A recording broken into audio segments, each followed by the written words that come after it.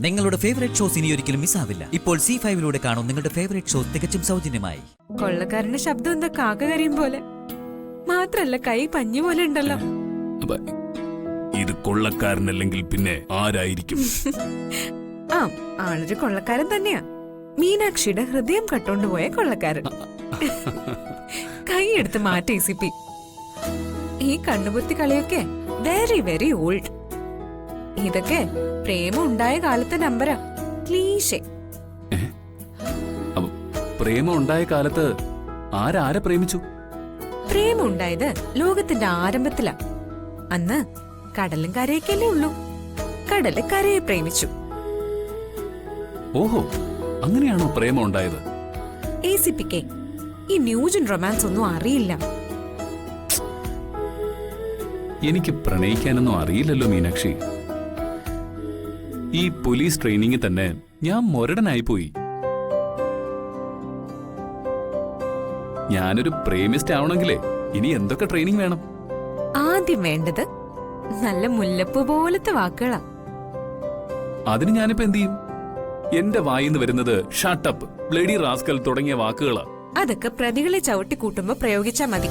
പ്രണയിക്കണമെങ്കിൽ മുല്ലപ്പൂ പോലത്തെ വാക്കുകളും റോസാപ്പൂ പോലത്തെ ഹൃദയവും ഉണ്ടാവണം. ആ, ഏതായാലും ACPയുടെ ഹൃദയം റോസാപ്പൂ പോലെയാ ഇരിക്കുന്നത്. അതെനിക്ക് നന്നായിട്ട് അറിയാം. ഈ പ്രണയത്തിന് training college വല്ലതുണ്ടോ Meenakshi?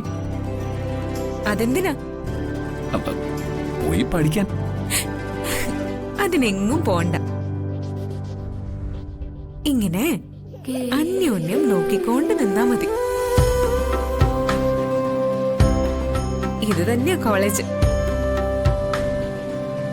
Romantic college.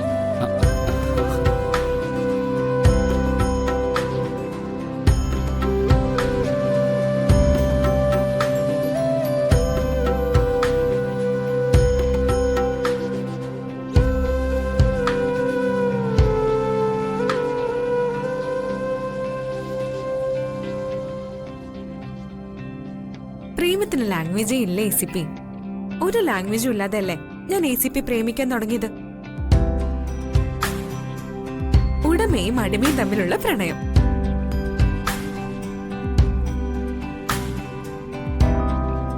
എന്റെ മീനാക്ഷിക്ക് ഞാനൊരു സമ്മാനം കൊണ്ടുവന്നിട്ടുണ്ട്. സമ്മാനോ? അതെ.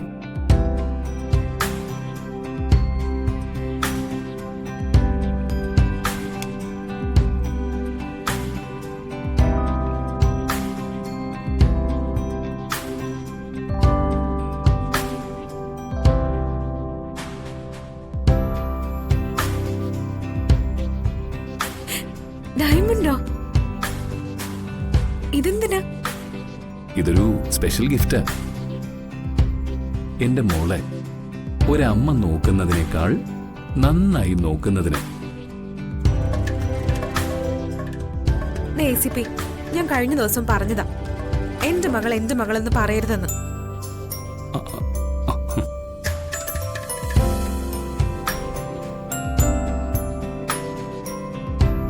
പിന്നെ വൈകുമോൾ എന്റെ ആരാ? സോറി കേട്ടോ, നമ്മുടെ മോൾ വൈക. ഡൗൺലോഡ് ചെയ്യൂ C5 ആപ്പ്. കാണൂ എല്ലാ എപ്പിസോഡുകളും സൗജന്യമായി.